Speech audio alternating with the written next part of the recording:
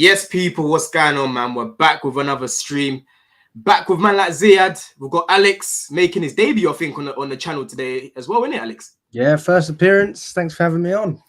Yeah, but listen, people, first of all, smash up the likes as always. Subscribe to the channel. Road to 2K. Ziad, I know you're on the road to 2K as well, my bro, man. How's your day going at the minute, man? Big up to you, man. Yeah, I had a stream in the morning as well, man. It's just update people on Chelsea. But yeah, big up to Don, man. I'm on the road to 2K as well. Make sure you guys are like and subscribe it, man. Show some love to the channel. Big up Don for having me, man. Exactly. And Alex, man, how you been getting on? I know we were just speaking backstage. Alex, people, he said he's kind of shut off from Chelsea at the minute. You know what I'm saying? No, I'm not doing any Chelsea at the moment. Obviously, I'm seeing some of the updates. I'm reading little bits and bobs. I'm subscribed to The Athletic as well, so I read some of their articles. But it's depressing, isn't it? I don't want to read about it. I don't want to watch it. I don't want to talk about it. I want to enjoy the Euros, disconnect for a bit because it's going to be a long season coming up. And I don't know. I just feel a bit burnt out from Chelsea, to be honest with you. I think everyone does, though. Everyone does. The thing is that you still want to keep posted. I get that. But I think everyone needs a little break at some point, and this is my break. But I'm happy to come on, Don. Always happy to come on and jump on the channel. And, mate, I've been seeing what you're doing. It's good stuff, man. No, I appreciate it, my bro, man. I appreciate it. And listen, as much as you want to hide from Chelsea news, there is no hiding, Alex. You know what I mean? Because yesterday we've got a lot of news. Obviously, Maatsen. It looks like we've agreed a fee between obviously Chelsea and Villa. Right now, it's on Maatsen to agree terms with Villa. You've got Conor Gallagher links apparently to Arsenal. I don't know how strong they are, but apparently he might be going over there. They're interested apparently. You've got Duran and Omorodion as well. We're linked to both of them. We've already had a bid rejected for Omorodion as well. We'll speak about both of them. And Olise, obviously, he's the main guy that we're chasing at the minute. And you know, Fabrizio's been kind of saying the same things about the fee being the terms being accepted. There hasn't really been any movement like that, in all honesty. But he kind of gave us a slight update, man. So I think that's the best way to kind of start at the minute, because that's the biggest news that we're seeing at Chelsea in terms of Olise, and it's very clear that he's our main target at the minute, man. But Ziad, what did you think of this news yesterday about Palace offering him a new contract? Are you quite worried about that? Do you think Olise will end up staying at Palace? Yeah, Palace need to relax. They need to chill out, man. Stop this nonsense that they did last year as well, man. They're going to offer him a new contract, more money, higher wages, and adding another release clause. Like, all they want to do is keep him for another year. They're just saying, listen, Olise, show us some loyalty, show us some respect, stay for one more year, and then you can leave next season. Listen, it's not going to work like that, man. Olise will become a Chelsea player. I'm very confident on this. I'm very confident that he will become a Chelsea player. I don't see any threat from any other club. No United, Bayern Munich, Newcastle. I don't think they're a threat to Chelsea, mainly because of the fact of how much interest we showed in him last year. But yeah, I think this deal will get done. If this deal doesn't get done, it'll be very embarrassing. I'm not gonna lie to you. For Fabrizio and every other reporter saying we're very confident on getting the deal done. Chelsea are confident. The Olise is happy with the move. You know, we're obsessed with the Olise apparently. And then we turn out to not get him done. It'll be quite embarrassing. So I'm quite confident it's going to happen. And yeah, man, I'm not really worried. I think it's going to happen. No, 100%, bro, 100%. And listen, we've got 50 people in the house. Keep the comments coming in, man. Interact with us and let us know what you think about Palace. Like, do you not think that Olise is going to end up staying at Palace, or do you think it's the right time to move? And Ziad, me and you pretty much share the same thoughts, man. At the minute, I don't look at anyone else other than us landing Olise, unless we walk away from the deal. I think we've done too much groundwork. We've made it very clear that he's our main target, and we know what Igbali and Todd Bowley are like when it comes to making someone their main target. They don't stop. Enzo Fernandez, they nearly got into a big scrap about him when was linked to him and whatnot with Rui Costa. We ended up getting him. Mudryk, they literally kidnapped the guy. You know, Caicedo, we dodged the Ornstein bomber as well. Even though Brighton accepted the fee from Liverpool, which was the British record and whatnot. So we know what they're like when it comes to their main targets. The only way I see us not landing him is if we walk away. But Alex, what do you think of that update, my bro? I think that he'd be silly to go to any other club than Chelsea. But at the same time, if Palace offer him a good deal and it's only a short extension, I could understand why he stays. He's comfortable there. It's like Zaha, isn't it? You're going to be the best player. You're going to earn a good wage. They paid Wilfried Zaha about 200 grand a week. So Yeah. I think if they offered Olise anything like that, then maybe I'd understand financially why I'd want to stay. But you want to be competing at the top level, and we're in a position to do that. And I think Olise suits Maresca's style of play perfectly. We've got a number of players who I think will fit in well with Maresca, but you get Gallagher out. I think it's going to be interesting to see how we sort the whole midfield. But the wingers is where I've just felt underwhelmed the whole season. I mean, take Palmer out of the equation. I class him as a 10. I think Mudryk has been rubbish. I think Sterling's been rubbish. I think Madueke's been up and down, but still not good enough. And I'd say that about pretty much everyone. So we need a winger who can actually be consistent for us, provide Jackson week in, week out, and get some GA on the board. And I think Olise is the perfect player to do that. And I think he's a good systematic fit. I mean, forget the fact that he's been a good player in the Prem. I mean, there's been lots of players like that, but he fits the project perfectly. And in every sense, the boxes are all ticked. So I'd pay whatever they need to pay. If it's 50, 60, 70 million, I'd probably pay it. Perfect. Yeah, exactly. Listen, how much are they offering at the moment? What's he on in terms of wages? The wages, I'm not sure what his wages are. I don't think it's reported. It's not reported how much he's on how much they're offering. The only thing that's kind of being reported slightly is that his new release clause would be 100 million. If he was to sign a new contract, it would be 100 million. Which is, in a way, at least he should be thinking about. In a way, they're kind of pricing him out of a deal for next season. Exactly. No one's really going to come in and spend 100 million on Olise. Nah, I don't see that happening. So at least Khalas, man, you've done your job as panellists, man. You've done your job. You show them his loyalty by signing a new contract, let them put in a release clause where it guarantees them 60, 75, 70 million, whatever it may be. That's it, man. Make your move. It's time to make that step up. 100%. This is the thing, man. He's earning 100k at the minute as well, and you make a good point as well, Ziad, man. He's gonna get priced out of a move if he ends up staying. You know what I'm saying? But Yaka says here, as much as I want him, if we don't get him, it's not the end of the world. But I wish we get him. Hopefully, bro.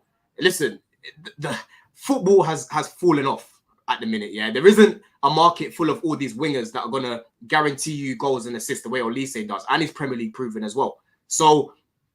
Bro, as much as yes, it's not the end of the world technically, but it will be a massive howler because the levels that we can go with Olise and the levels that he can get to at Chelsea, playing with the likes of Palmer, Nkuku, Lavia, Caicedo, Enzo, all of these ballers, Gusto behind him, Reece James behind him, bro, he can become world class for sure. You know what I mean? And he can be one of the best wingers in world football, not just in the Prem. So for me, it would be a big miss, and we've got to make sure that we get this one wrapped up, man. Alex, did you want to add anything to that? Because I think he was responding to a lot of what you were saying, bro.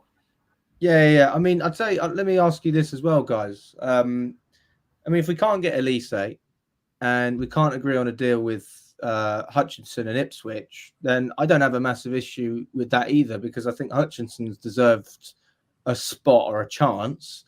And I actually think he'd be good enough, to be honest with you. I'm not saying that he's going to be doing quite what Olise does, but I'd be comfortable having Hutchinson in a Chelsea shirt next season, and I prefer him to Madueke and a lot of the other wingers that we have. We've also got Moreira, we've got Angelo as well, who was at Strasbourg. For me, Hutchinson's the next best thing. It's like bringing a new player in, even though he's a Chelsea shirt. There's no money that comes out of our pocket. And look, he could have another banger, right? And then we'll pin him down to a deal and we won't sell him. But if they do sell him, they've got to get Olise in. I think that's just... You have to. One comes in, one must go.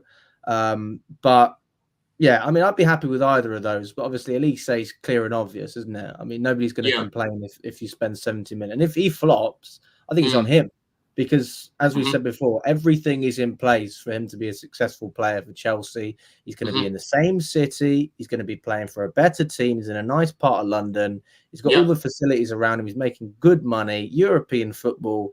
What more can you offer? And we're in pole position.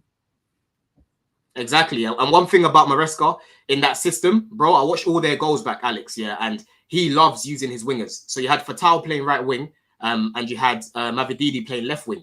And in all the goals that I'm watching, they're involved in certain things, whether they're scoring goals, whether they're creating chances, whether they're making late runs, just stretching the pitch against low blocks as well. They were involved. And if you go check the take-ons attempts last season, Fatal and Mavididi were number 1 and number 2. You know, so they're very important positions for Maresca. And we know Olise is touchline. You know, he likes to take his man on the outside. He can take his man on the inside. He can even like to hold the width then.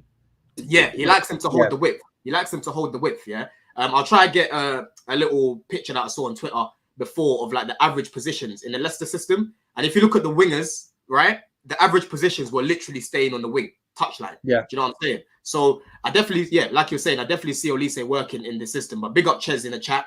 We've got 100 live people here in the chat as well. Big up Kevin here because he says we've got Payers and we've got Esteval coming next season. So what's the point? Ziad, what's your take on a lot of people that are saying this? Because to be fair, it is a fair enough point. But what would you say? What's your opinion on this take, man?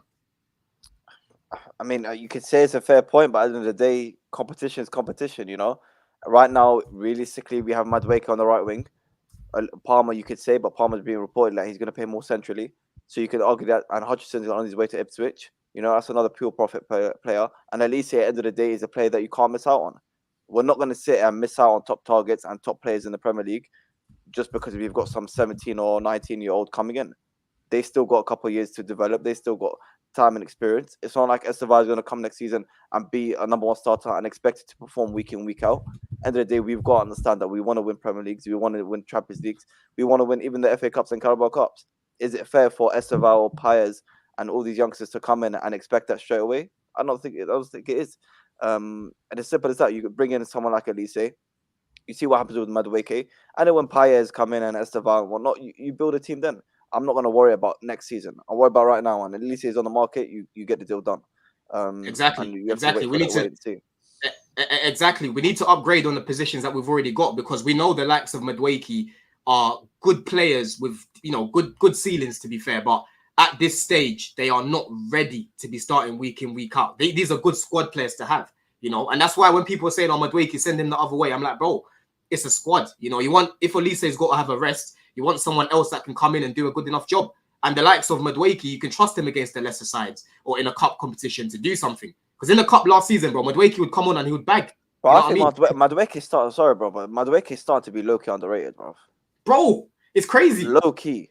It's crazy, bro. The way people are a good player, bro. He's good, bro. I said it on my stream that I did with CB. We did a preview to the Man City game, yeah. And he tried to clip me out of context, right? Because the conversation that we was having was how can we go beat Man City and how can we be a threat against them? And I literally said Madueke is one of the best in the league at taking on his man because he is, bro. Yeah. If you go check what he did with Graham Potter, he was averaging the most take-ons per 90 minutes when he first came in. And he wasn't even here that long, Last season, only Kudus and Doku took on their man more than him. And for me, the bare minimum you need as a winger is to be able to run at your man and attack the defender. And again, going back to what Maresca likes, he likes those sort of attackers, those sort of wingers that are going to want to take on their man. Yes, Madueke's end product can be improved, but I saw a big improvement last season in comparison to when he first came. In terms of like the final pass, not holding on to it for too long, not just whipping it into the side netting, because that's what he was doing when he first came, if you don't remember. He would beat 2 guys and he would just whip it into the side netting. Now he was composing himself a little bit more and he put up some numbers as well. I think was it 8 goals he scored and 3 assists or something like that? Was it 8? Well, if anyone did what he did, barely getting any game time but coming off the bench and performing or starting the odd cup game and performing, if anyone else did that, everyone would be going crazy. Everyone would have went crazy. But for some reason, Noni is not a fan favorite for some reason, or they don't rate him. Listen, respect Noni, he's a good player, and I'm more than happy to have him in our squad. And he's not someone that we should be looking to sell. Not at all. Not at all. Competition is competition, people. If Payers and the other Esteval come in and they struggle to get into the team, so be it. It is what it is. They're bloody 18. They're 17. Exactly. Don't let these clips from wherever they're playing blind you to think they're going to walk into the Premier League and ball out straight away. Let's be real, man. Let's be real. Facts. And Esteval, bro, people forget the guy's 18. He still needs to grow into his body. Like, he's young. You know what I mean? Like, as much as I like what I'm seeing from him, he's going to have to learn, bro. It's a new country. It's a new system. It's a new language. Everything's new. He's going to have to adapt. You know what I mean? And he's going to be here for what? 6-7 years, bro.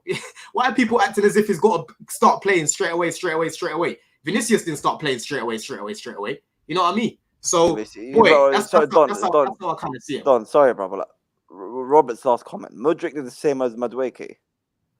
No, they're Mudryk totally has different. never ever performed. Nah, Mudryk's. Big Never. up AJ as well. Big up AJ as well, man. Yes, sir. Yes, sir. Big up Bro, the panel. never. Mudryk has never performed anywhere near as good as Madueke. Never. Not even close. Not even close, bro. Let's not do that, man.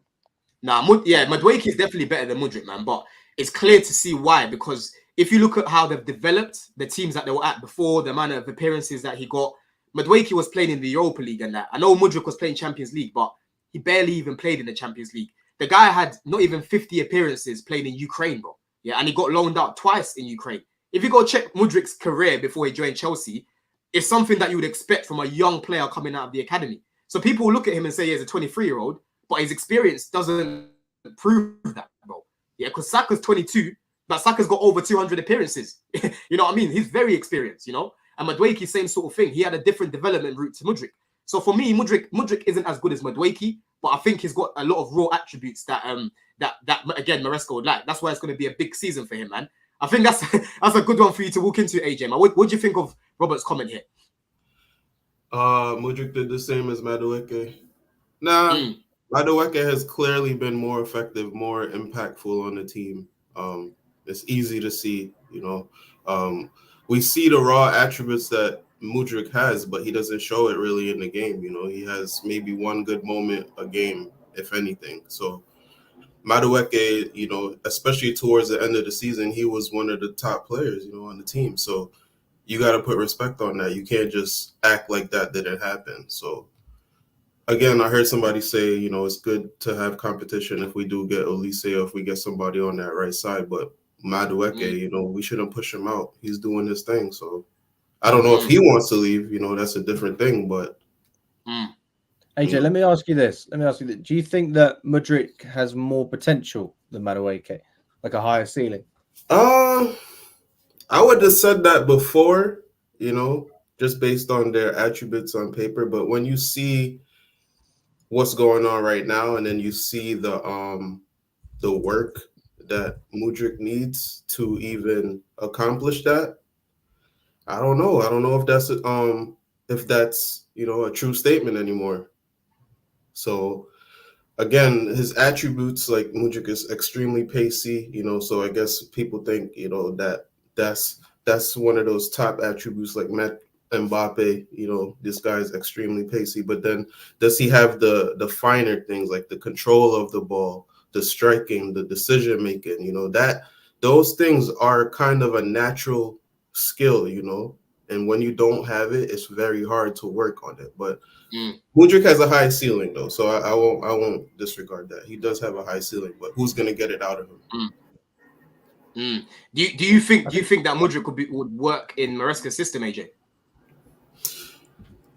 You got to be technical on the ball, and is Mudryk technical? I wouldn't say he's a technical type of player, at least at this point. You know, again, hopefully he's working on his game, but you know, his control of the ball, his first touch, his decision making, you know, those are the things that really his positioning. You know, positioning was always an issue with him to begin with. So now this is even more of a positioning system. It's gonna be, you know, it's a lot of work, bro. I'm not gonna lie. A lot of disrespect for none in the chat, bro. From Robert. Yeah.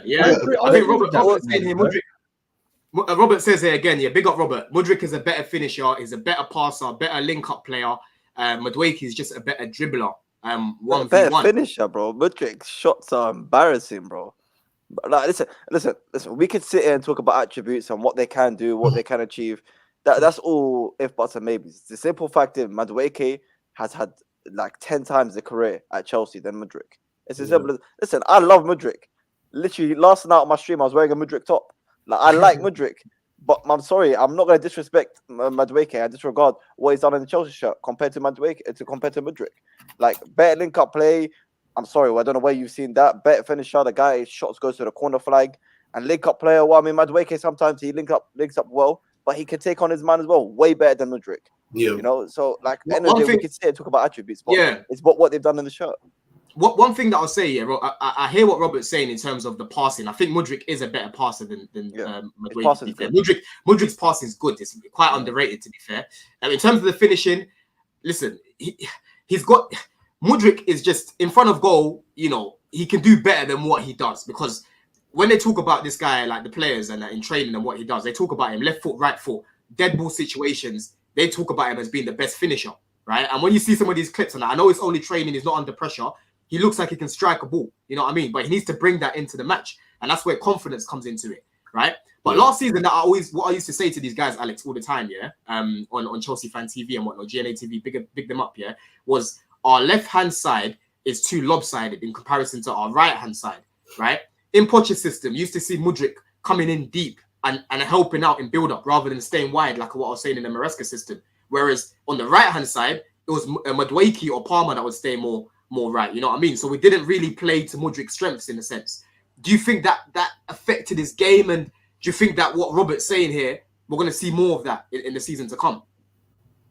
I think Mudryk was tracking back more towards the end of the season than he was at the beginning. He did end up settling into Poch's system in that sense.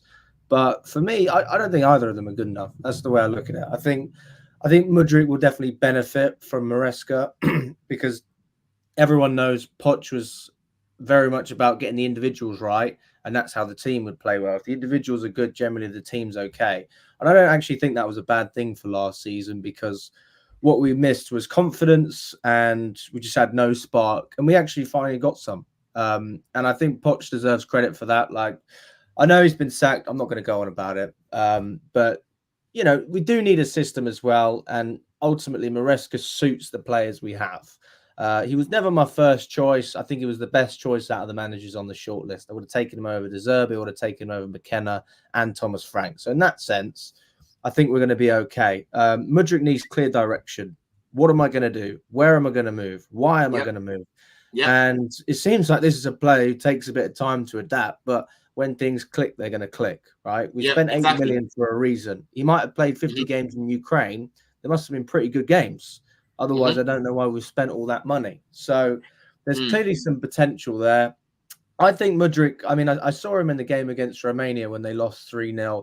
I thought Mudryk was by far the best player in the Ukrainian team. Not that. And even then, Alex, people were trying to slander him on Twitter, like as if he was having. I'm watching the game and I'm watching the timeline, and it's not adding up. I'm like, okay, I know he hasn't been amazing, but he was good, man. He was really good. He was really good. Like, you know, but the way they were going on as if he's shocking. I'm seeing people saying he's a disgrace. How can we sign this guy? And I'm like, brother, you're too polarized, man. Just relax. You know what I mean? But you know what the problem is? The problem is that when the whole team played well against Middlesbrough and we lost 6-1, Mudryk stunk the place out. So actually, when the whole team's great, Mudryk is kind of like the opposite effect. So we want him to be good week in, week out, but especially when the team's playing well, just match into that. I find Mudryk stands out a lot in whatever game he plays. Either he's a complete ghost or, you know, he's got something about him. Like when he was playing in the 10 against Leeds, I thought he was fantastic. I don't think we ever saw him in the 10 after that. So maybe Maresca will be experimenting a bit in that sense. I don't know. We're looking at the false 9. I mean, I need to get to know the system really and what we're doing with the other players before I can speak too much about Mudryk. But he's got covered defensively. I think Cucurella has been fantastic. I think it will continue to be a really good player for us. And if we consider getting rid of him, I think that's an absolute disgrace. And we'll be dominating possession a lot more. We're going to have control of the games. And that's going to give Mudryk more of a chance to do things on the ball because we're going to have the ball. So for me, I think he'll develop well under Maresca, but he needs a run. That being said, maybe Maresca is one of those managers who's going into this role saying, I've got Raheem Sterling on 325 bags or whatever it is, and he's my most experienced player. I need to play him. And if that's the case, then I don't really understand it because Maresca's been brought in to develop young players and ultimately progress the squad. Sterling's going backwards. Mudryk can still progress. So for me, it's a no-brainer, but we've got a lot of games to play. We're going to have to rotate. I'd like to see a number of different players in that position before I can really comment. But I think after the first couple of months, we'll have an idea. And I do agree with this comment. Madueke, Robert, again, it comes here and says, Madueke has Palmer to hold his hand on the right with Gusto overlapping also. Mudryk was alone on the left. Nobody was helping him. And I do agree with that, bro. The left-hand side was dead. It's like all the work that was doing in training was coming from the right. You know what I mean? But big up Mash, he says here, he needs instructions and the IQ will come. And I agree with that, bro. And that's why I'm happy that we've obviously Maresca's not someone that I looked at because I didn't know much about him, but after doing my research and whatnot on the guy, one thing that a lot of the players that he's managed, like Snodgrass, Harry Winks, Dewsbury Hall, they've all spoken about how detail orientated he is and how he makes things sound very easy and simplified. Remember what I said to you, AJ, that time when I spoke to you about De Zerbi? And I said, if you've got a teacher, a maths teacher, right? One maths teacher might teach you something and you just can't get your head around it. We've all been in school, people. Yeah. You just can't get your head around it. But then another maths teacher teaches you the exact same thing and you're like, bro, 100%. how did I not know that? How did I not know that? It's the same principle of coaches. Some coaches just aren't as clear as others because they don't know certain things. They can't communicate certain things. Poch's English weren't the best. Maresca's English is a lot better than Poch's, in my opinion. You know, even when you hear Maresca speak, he speaks well, to be honest with you, for a guy that's not I don't think the English is going to make a difference, but I understand where you're coming from. No, What speaks English? What are you talking about? Bro, communication his is English key, is bro. shocking. His communication was I not was listening the to best. some of his press conferences. I'm like, bro, Yeah, what yeah, is yeah. Tony? I don't think How can you say communication Antonio is Conte, Maurizio Sarri. No. I'm sorry. I was listening to some of his press conferences. Am I bugging or this Donny's not speaking English? Bro, He Alex, was I not think you're speaking forgetting. English. I'm with you on Remind that. this guy, when Poch He first came, speaks he had that little English. What are you translator. talking He had that about? little translator next to him, bro, when he first came. Bro, You're his getting English is bad, bro. It's his terrible. English is bad, bro. And His it English wasn't ain't only good. the English; it was the message as well. It was confusing, you Well, know. the like, message, I suppose, you very can have an confusing. answer. Like, I it's think not the English clear. is all right. Yeah, that's what I'm saying. So what I'm saying is there's multiple factors to be clear. What I'm saying is communication is just one of them. But like AJ's saying, you have to be able to show these guys a clear way of playing. You know, clear instructions. Mudryk, I want you to stay wide and get in behind. I want you to do what you did against Forest. That goal was scored against Forest where Palmer found him, late run, and he just bags it. That's Mudryk's strength. I'm He needs to be not running in gonna lie behind, to you, bro. I'm not gonna lie to you. I'm not having this Mudryk stuff, bro. This is too much. This is too much, bro. Like, bro. He's all our these problem. instructions, He's our problems, yeah. Bro, when I the amount of times I watch Mudryk live, and his brother's coming inside to collect the ball, and he's got Ben White behind him, or he's got 6'5" centre backs behind him, and he's trying to turn and take. Brother, you're not gonna do it. You're gonna get sandwiched, Yeah, but that's my point. No, but you don't need instructions, to know your best ability. If he knows, if he knows he's good on the half turn, or he's got pacey, bro, just hug the line, bro. Just hug the line. Look, I'm gonna say fuck you, the manager. I'm doing what I know I'm gonna get best out of me. This is what I'm saying, Ziad. This is what I'm saying to you, bro. It sounds very straightforward to us, and when we're watching it, we're like, bro, how can you not know that? But end of the day, the reality is he clearly has not been getting developed whilst he's been here, bro. Yeah, when Potter came in, Potter had over 35 players. You're forgetting that season, Chelsea statistically made the most changes to the 11. By the end of the season, we made the most changes to our 11. Every single week, a different team. Mudryk wouldn't even make certain squads. Yeah, and I'm not even coming here like a Mudryk stand because I didn't want Mudryk. I wanted Trossard. Yeah, but I'm talking about the reality, right? Lampard comes in. He wanted him at Everton. Didn't even fancy him when he came to Chelsea, right? Poch comes in. He plays a fucking left back ahead of him in his position. Then he slowly gets him into the team.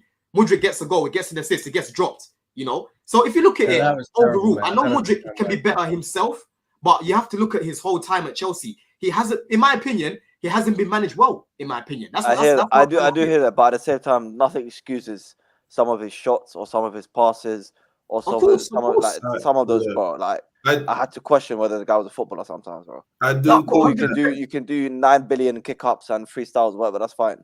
But bro, this is 11 aside, bro. This is not goals. You know what I'm saying? He's definitely been more at fault for him not performing than everybody else. You know, it's been Mudryk's fault. It's a combination. I think it's a combination, bro. I'll be real. But when he gets his opportunity, though, let's take away everything else. When he's actually on the field, what are we seeing? Nothing.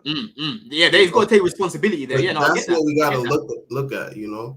But and you know the problem is, I think it's going to be harder for him this season than last season. Oh, he played a lot of games, you know. He played a lot of games in a run as well. Why do you think that, AJ? I think because there's like the new coach, the playing style, the players that we're gonna have. Like if we get Olise, I think the dynamic of the three players behind the striker is gonna be very competitive, and I'm not sure. Okay, if Sterling, I know everybody says he's regressed, and I agree, but I think Sterling just needs a new motivation. I don't know if this could be the new motivation, but he's an option on the left, and Kunku's an option on the left. If we get a striker, Jackson's an option on the left, right? Then we got Palmer. We're not really going to see Mudryk in the 10 too much. I don't think so, just based on his skill set in the Premier League. Maybe it worked against that. It worked against the championship side, but I don't know in the Premier League if it's going to work. And then on the right side, can Mudryk play on the right side? Is he going to develop that? So I think with that, the coach's playing style, Mudryk will have to be really on his game to get that left side, because I think I could easily see Nkunku on the left side. No, facts. I'm starting Nkunku over Mudryk on the left. Exactly. So then there's Palmer, Olise, Sterling. I think those three players will be ahead of him. So I don't know if it's going to be as last year was easier for him to establish himself than this upcoming year. So hopefully he upgrades his game, but he's going to have trouble with that. Yeah. You see, look, this again, we've got Foodson here. Big yourself up, bro, for tuning in. Yeah, it says, Don, bro, do you listen to yourself when giving those explanations? Bro, Mudryk is underperforming since he was brought in. Bro, we all know he's underperforming. I'm not even here defending him saying that he's been playing well. That's not what I'm saying. I'm giving the reasons as to why I think he's been performing this way and what we need to do to help him. Because people like to run away from the fact that he's our player, right? He's locked in for a long time, bro. Death row contract. He's not going anywhere. So people can shout and scream, get him out of here. That's not going to help. We need to problem solve because he's our player. If we was watching him at Man United or watching him at an Arsenal and he's flopping over there, we can laugh about it and we just look from afar and not really care about it. But at the end of the day, he plays for our club, bro. So we need to make sure that we're trying to help him and make sure that he improves. But like I've said, it's going to be a big season for him because I think we've actually finally got a manager that's going to suit the style of football that he wants to play on the wing. Because like I said, he likes touchline wingers. You know what I'm saying? But big yourself up either way anyway, man. Alex, did you want to add anything else to that, bro? I mean, he's right. He is right. But he's underperforming because of poor management as well. So it's a combination, like we alluded to earlier. If Mudryk could have scored in those games like he did last season and then had a run out, would he have kept scoring? Would he have been basically pinning down that left-hand side? Maybe he would have taken the 10, especially because Chukwuemeka was out most of the season. So these are all questions that we don't know because he was never given a chance. And that was Poch's fault. But again, he had a lot of stinkers as well. I was there at Everton. I was there at Middlesbrough, all of these games. You thought he had a stinker at Everton? Everton away? He cooked Ashley Young, and then when Ashley Young come off, Mudryk did nothing. He did nothing after that. Yeah, it's true. But it's not exactly complicated stuff. You've got a guy who's almost 40, run, and you're going to be faster than him. It's not difficult. And that was one of the few games I said, wow, he's figured it out. And then he went back to scratch. So I think, again, one of the things that I think Maresca would have a harder job if he would have come in last season because actually last year, I don't think it was about implementing a system. Everyone complains about that, but I think it was about getting the players playing, and we got that. And that's why I think it was a terrible decision to sack Poch. But we're in a good position now because the players know they can play. So now they're in a position where they're confident enough. Oh, I can actually score goals. We can get clean sheets. So they can implement that into a system. And I think Maresca is going to have a good time in that sense. For me, I'd like to see him be stringent with a starting lineup. I want him to pick his players and stick to them for a while, especially when you're implementing this new style. And then if they can't hack it, we've got the depth to come in and rotate, especially when we've got the Thursday nights coming up. Nah, facts, man. But listen, big up the chat. Like I said, keep smashing the likes. We've got 190 people in here. Keep smashing the likes, people. But let's move on to the next topic anyway, because obviously we're linked to Duran and Omorodion. And listen, both of these guys, I didn't really know much about them, so I've had to do my research on both. But let me just bring this up here on this guy because I have no idea who Samuel Omorodion is. First of all, have any of you guys done any sort of research on my man? Do you know who he is? How he plays, whatnot. You sent me the videos of his hold up. I mean, it's a bit shy. Let's be honest. Yep, it's not great. It is, bro. Listen, I've been watching this guy, and listen, keep him away from Chelsea right now. Yeah, that's the best way to put it. Keep him away from Chelsea. Yeah, I think what it is, it's very clear at the minute that Chelsea are looking for a different profile to Jackson. You know, someone that can hold up the ball, someone who's quite physical and dominant in the air, someone who is good at linking up play as well, because that's something that Vardy was doing with Maresca, and that's how they were scoring a lot of goals. He was dropping quite deep, popping it off and just spinning. You know what I mean? This guy, you know, he just looks like someone that just basically came out of the academy and is now playing in the first team, you know? On the ball, you know, he's very erratic is what I would say. Like he tries to beat everyone like Jackson. So his decision-making is so poor. He's very fast. That's one thing about him. He's rapid, but it doesn't help him because there's so many games I was watching back where I'm looking at him and he's trying to dribble the ball and he's leaving it behind him because his brain's working faster than his feet. You know what I mean? And that's never a good sign to me when I'm watching that, because to me, that clearly shows, that you haven't got the composure on the ball. You haven't got the balance on the ball and you're not secure on it as well. I need someone that's secure up there to be able to link up with his teammates, you know? I would say he's quite good in the air. Aerially, he's quite good. Again, he's quite physical. But in terms of his link-up play, it just doesn't look natural to him. It doesn't look natural. He's very raw in comparison to a Duran. Like if he was to come to the league, I can imagine him at the lesser teams, maybe like a Forest, you know, a team like that sort of level where they give him the opportunity, right? It's very clear why Atletico Madrid loaned him out straight after buying him, because he's just not ready, really not ready. And in front of goal as well, he's not even as convincing. He's not even more convincing than a Jackson. Again, he's quite erratic in front of goal, you know? So overall for me, this guy is not a guy we should be signing ahead of Duran. I think for me, in an ideal world, I don't want a Duran, but he's better than this guy, in my opinion. Definitely better than this guy. It's pathetic. It's pathetic. And do you know what? After 36 minutes on the stream, this is why I'm not doing content, mate. What the fuck is this? This is rubbish.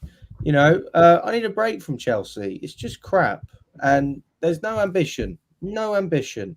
I'm going to give these guys until the end of the window. I'm very much sort of leaning towards the side that these guys don't want to win. Like, what are we looking at here? We was talking about Osman, Gorkarez, all these good players. The Ukrainian player from Girona. There's some good strikers. Why are these names not coming up? I don't just on that as well. Just one point on that. Robert is right. His box movement reminds me of Giroud a bit. So good in the box. He is good in the box, to be fair. That's one thing that I'll give him. He's got very good movement.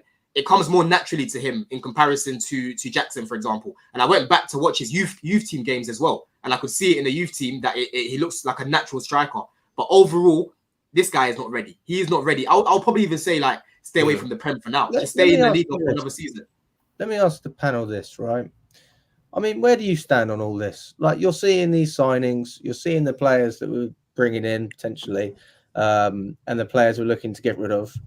Do you honestly think, at this moment in time, what we're looking at, where we're going, are we setting Enzo Maresca up for failure or success? I think our squad's. I think we've got a very good squad. I think the striker situation is not ideal. I think, like you say, it's not ideal. It's not who we want. It's not what a lot of Chelsea fans want. We want that proven player. We want the Ivan Toney, even a Vlahovic, all these kind of strikers out there. People would rather go and get, because that's what ideally we would want. That's what Chelsea have usually got. But we got to accept this is the sport directors. This is their model. This is the way they want to go. And at the end of the day, in terms of signing players, they've got more right than they've got wrong. I think you look at our squad right now. I say we bring in Olise. I think that's a done deal. I don't see where we can complain in the squad. I'll give you Olise, 100%. I will give you Olise. But for me, it's about smart signings, not quantity of signings now. And this is just another player. Like, Olise makes perfect sense. As I said, bring in the players you need. Bring in players that you know can add. I've never fucking heard of these people. I never heard of this guy. But we need a striker. We need a striker. This is the thing though, Alex. The main thing right now, because big up Dills as well is saying here, it's so true. We need a known striker, because if we have Olise and Cuckoo Palmer on the wing, we need a hitter that can assist properly. But bro, if you look at the market right now, a lot of the guys that are, I say guaranteed, because no one right now I look at is a pure bagsman that's going to guarantee you goals. That pure bagsman went to Bayern Munich last season. Other than that, Osimhen, in this system, I don't think he would work. Gorkarez is going to be expensive, and again, that's another one that potentially we don't know. You've got who else is there? There's this Garassi guy that I'm seeing. I haven't really done much research on him, but again, that's another one that we don't know. So there's no one at the minute that you look at like a Harry Kane, who's a proper bagsman. I'm focusing more on the profile, on the right profile of player. Yeah, that's where I'm looking at it. We need to make sure that we're bringing in the right person who's going to be able to play how we need them to play. And Alex, I've basically said, bro, I'm happy with bringing in a striker who could score at least 15 goals this season. This coming season, because we've already got our team who can score 15 goals. Bro, Jackson scored 15 goals, bro. He scored 6, 7. We've already got one. Yeah, we've already got one. But what I'm saying is, if we can bring another one who can do that as well and have a Jackson, I think that will go a long way, bro. Because I think if you've got the likes of Olise, Madueke, Palmer, and Nkuku, all these guys will all chip in together, right? We scored 70-something goals last season without Nkuku being fit, bro. You know what I mean? Yeah. So I'm looking at someone that can finish a lot of the chances that Jackson was missing. And when I'm looking at someone like a Duran, I see him scoring more goals than Jackson because he's a better finisher. You know what I'm saying? So yes, in an ideal world, you don't want these Durans, you don't want the likes of Samuel and whatnot. But the reality is, this is what we're dealing with, people. Stop running away from the reality. Stop screaming about Alvarez and whatnot. Don't go get me Alvarez. Alvarez is expensive, bro. I want Alvarez. Yes, I would take him, but it's very expensive. Sesko was our main target. He's decided to stay. So you have to go down your list. You know what I'm saying? Well, I would argue that the striker is, well, I'd say it probably is one of the most important position for a top team. If you don't have a striker who can score goals, then I think you've got a massive disadvantage. So you spend over 100 million on all these midfielders. You buy defenders who haven't been great, to be honest with you, like Disasi and Badiashile have been up and down, and you're not willing to invest on a striker. It just doesn't add up to me. I'm not asking for 5 or 6 players and you go and spend 70, 80 million. I'm saying pick your priorities and get the best players. You want to be the best team. We just spoke about ambition. And actually, I will give you guys this. Obviously, there have been injuries, right? So a lot of what I'm saying is almost thinking about the squad we had last year and what they're going to have to work with. I'm not necessarily think about Lavia and Nkunku, players that we've missed a lot of the time, and Chukwuemeka as well, who I think is fantastic. But ultimately, if we're given more of the same of what we already have, then it just makes it harder for the manager. And if I'm a manager, I want to know the players that I'm going to be starting. I want to know the squad. And if you sign a Victor Gyökeres or a top striker like that, that is a priority for me. And I'm building my team around him. So more youth, more potential. I'm just going to have to keep juggling. And actually, you're making the manager's life more difficult. Obviously, it's his job to manage things. I'm not disputing that, and I'm sure he can. But you're telling me that Chelsea need to be challenging for top 4. We need players that are capable of doing that. And then you want to push on.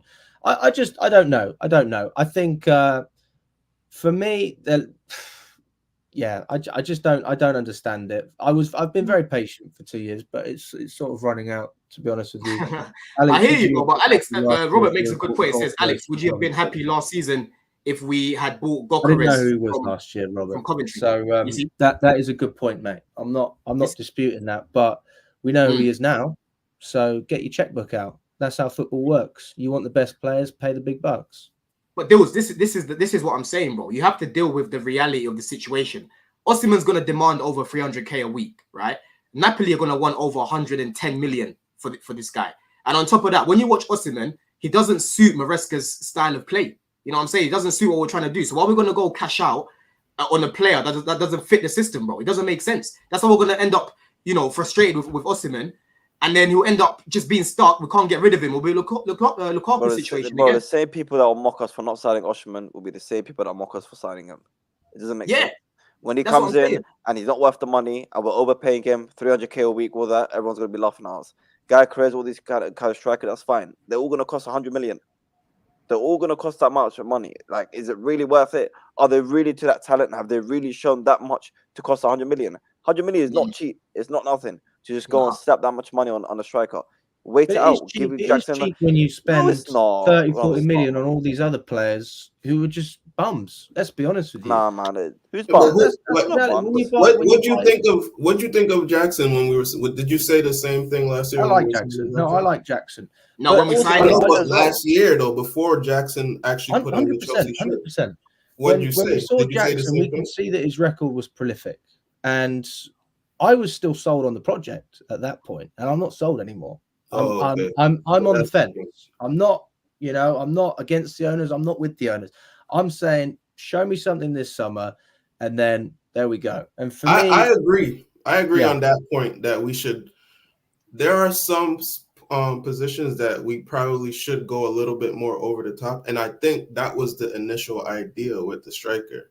But I guess maybe with the market combined with the coach's playing style, you kind of have to now find a specific striker. Maybe Gokares could fit, but the price of Gokares, that's a problem for the club, right? So, and then on top of that, the profile, is he too similar to Jackson? Is he, a different striker than Jackson? So it's a bunch of factors and variables that the club is going through to come down to these last two strikers that we're linked to.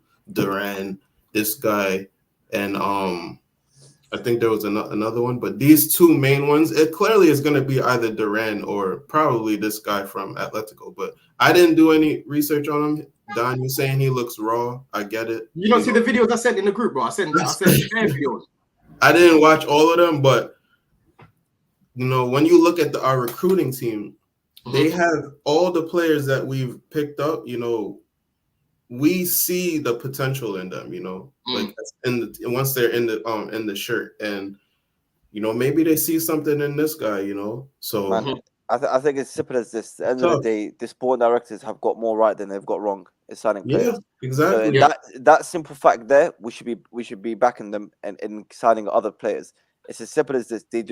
Fans are not a fan. They don't like the fact that we're getting these young players or these young strikers to cut. They just don't like it. It's not their preference. But you not having that preference of signing a young player or an up and coming striker does not mean what they're doing is stupid. Does not mean what they're doing is clueless and that we're finished and that they want us to lose and they're not interested and Chelsea are this. It doesn't. Listen, end of the day, put your opinions to the side in terms of what signings you want to get. You got to look at what the club and their model. End of the day, their model so far of signing some of these players has worked. The only one you can question is probably Mudryk. So why not have that belief that they're going to get this one right as well? Is it ideal? No, of course it's not ideal. I'd rather go get Ivan Toney right now. But the simple fact is that's the way they want to run things. Yeah, exactly. And listen, big up Muns as well, because this is something that I briefly wanna touch up on, because listen, a lot of these people, a lot of Chelsea fans think that everything was all rosy with Roman when in reality, listen, we signed a lot of bums in the from the time that we went on to win the league. Let me know if you guys can see that. Can you guys see that, by the way? Is it quite blurry? No, that ain't gonna zoom. No, it's too small. It's small, innit? Yeah. All right, let me. You know what I'll do? Let me I'll stop sharing, and I'll save it, and I'll bring it up after. Yeah. But yeah, listen, we signed a lot of bums, man. We signed a lot of bums with Roman. Where Roman used to give a lot of control. That's one thing that Roman used to do. He used to give a lot of control to the managers and say, "Yo, you want that guy? Okay, let me go get him." Then you'll go sack that guy. Okay, you want this guy to the new manager? Okay, let's go get him. And that's how we ended up with so many players from different systems, and it never works. It will never work. And that's why I'm happy that these lot are now trying to find the right profiles that will work with the team that that we're trying to build at the minute. Do you know what I'm saying? But listen, I'll bring that up after in terms of the names. Yeah, I'll save it. But let's go on to Maatsen before we finish up, because we've got the bomber yesterday from man like Ornstein. Let me just bring it up here. Where is it here? Okay, yeah. So Maatsen, Aston Villa reached an agreement with Chelsea to sign left back Ian Maatsen, fee for 22-year-old Dutch youth international just north of now expired Borussia Dortmund specific 35 million release clause. Fabrizio came out and said it's actually 37.5 million that we've accepted, and personal terms in place on a 6-year contract. Now we're just kind of waiting around for Maatsen to actually agree terms. But listen, what do you think about this, Ziad, man? Are you sort of happy with this news? Did you kind of expect it? And what do you think of Maatsen as a player? I think he's a good player, but I'm not too fast. I'm not gonna lie to you. I'm a massive fan of Cucurella. I think Cucurella is a good player, and I'm more than happy to see him as our number 1 left back next season. End of the day, Ian Maatsen is not someone that's consistently played for Chelsea. And to get what it's going to be like 38 million, 37.5 million, whatever it is for pure profit for someone that hasn't really consistently played for us, I think that's a good deal. It's good business. I'm not really too fast. Now go spend that money elsewhere and help build the squad. It's as simple as that. It's pure profit. We know pure profit is going to help us. Now add on Gallagher to that and other players. But in terms of Ian Maatsen, look, I think he's a good player. But right now, I do wish it was Chilwell. I do wish it was Chilwell that left instead, and we kept Cucurella and Maatsen. But listen, Chilwell wasn't. I don't think Chilwell was going to leave with the wages, signing a new contract recently. It's not going to happen. And Ian Maatsen, he's not going to sign that new contract. He probably wants guaranteed first team football, which we're not gonna provide for him. So yeah, listen, I'm not going to go on and run at anything because I'm not really too fast. I'm happy with the money. I'm happy with Cucurella being a number one left back. So yeah, man, all the best for him. I think it's a good move for him though. Very good signing for Aston Villa and a good move for him as well, man. Exactly. And AJ, who do you actually sort of look at for this move, man? Because obviously we've known that the owners have always been open to selling Maatsen, right? They accepted the fee from Burnley, and then he rejected that move and signed a new contract. He's not been someone that's not been disposable to them, put it that way, right? They've always been open to it. But at the same time, again, he fits the profile that Maresca would like. But Poch, they want to play this guy because of height.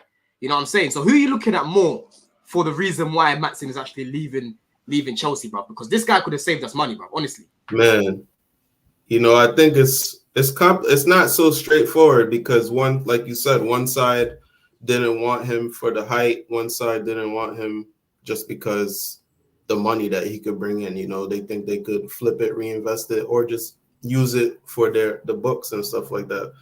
I do think if Poch played him and he had an impact in the game, then, you know, the decision to sell him would probably change, you know. So I think, you know, with that, domino means the other domino falls, you know. So he didn't play him. So now he went on loan. He actually did decent on loan, made it to the Champions League final, all sorts of things. And on top of that, he's a good player, you know. So I think it's just ended up just being business, bro. Sometimes that's just what it is. Yeah, exactly. And that's what it is, bro. People forget that there's a business side of the game. As much as we see things on the pitch and that, there's money to be made. You know what I mean? And for me, I don't care about the straight profit. I don't care about it. I would rather keep the player. But I'm looking at it from, I can actually look at it from a business point of view as well. Yeah. And that's how they're looking at it at the minute. And I think we'll bring in a left back, in all honesty, man. I think we'll bring him in, man. I think as soon as Maresca has a look at Chilwell, he's going to say, nah, man, send this guy back to Leicester. I've got a few clubs that I can get him back connected with. You know what I mean? Sure. But go on, Alex. I know you want to say something before you finish up. Yeah, man. I think it's a good deal for everyone. I like Maatsen. I thought he was a fantastic player. I think you could see it from pre-season 2-3 years ago. He was a good player.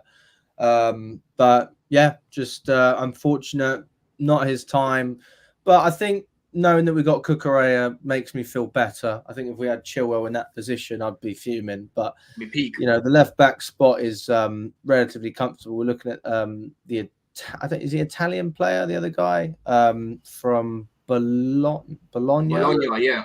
I don't know how strong those links are, man. I think he's going to go Juve. Yeah. I mean, he said he'd be interested in Chelsea or West Ham, so there's clearly an interest on his side. But whether we do anything to bring it forward is another thing. But yeah, all the best to Maatsen. I think he's a good player. I think it'd be a fantastic move for all parties. Yeah, no, 100%, man. I'm just happy that he's not going to one of the ops. You know what I mean? In the Man United, one of them. I mean, at the minute. Yes, okay, yeah, they finished above us and they've been doing well like the past 2 seasons or whatever. But I'm talking about our actual rivals, like the Uniteds, the Arsenals and whatnot. I'm happy he didn't go to them because, listen, he would have improved our team. And if we started him last season, we'd win a lot more games, man. Because Levi Colwill was just looking uncomfortable every single week. Ask AJ how many times I'll be complaining about this guy, bro. I was telling these lot from earlier, this guy is not a left back. People are like, no, give him a little chance, and then they clots what he's like. You know, so easy to just skip past. And it's not good because, bro, at Brighton, he was doing really well at left centre-back. Poch plays him at left-back. You know what I mean? And he's still young, learning his way. Do you know what I'm saying? But Alex, big yourself up for hopping on, my bro. We've got one more point before we finish up. But I'll let you go for now. But listen, let them know where they can find you, my bro. Chelsea Fan TV, guys. So, yeah, check out the channel. But, yeah, thanks for having me on. Always a pleasure. And I hope to jump on very soon. And, yeah. Good to speak to you guys. Big up, Alex. Take care, man. Take care. Big up, bro. Big up. Yeah, Alex will definitely be back on again, people. Jem's actually going live shortly on GNA TV and Chelsea Fan TV. So yeah, I'll probably be on there. I've got to get back to work in a sec, but I'll be on there if I get some time. But let me finish up on what man like, was it Muds? He sent me earlier. Let me bring this up here, yeah? In terms of the signings, because again, people like to think that everything was rosy Let's just bring up some of these guys that we were signing, bro. Nasty time. It was crazy, bro. Nasty time, man. Where is this? Hold on a second, people. I'm just trying to bring it up. Fucking hell, where is it? Struggling to find it, bro. Wait, let me close it here. All right, cool. Have you not seen the picture of it? Yeah, the signings that we was making. Yeah, I saw it. If Fabrizio just tweeted about It's that ridiculous, genuine bro. interest in that Aaron centre back. The Argentinian centre back, Fabrizio just tweeted about With it. who? What, for us? Argentinian centre back. Some 19-year-old. Hold on a second. Okay. The guy from Boca Juniors, yeah? Yeah. Hold on a second. Where is it? Fabrizio tweeted. Yeah. There we go. Okay. Let me bring that up. Breaking news, people. Breaking news live.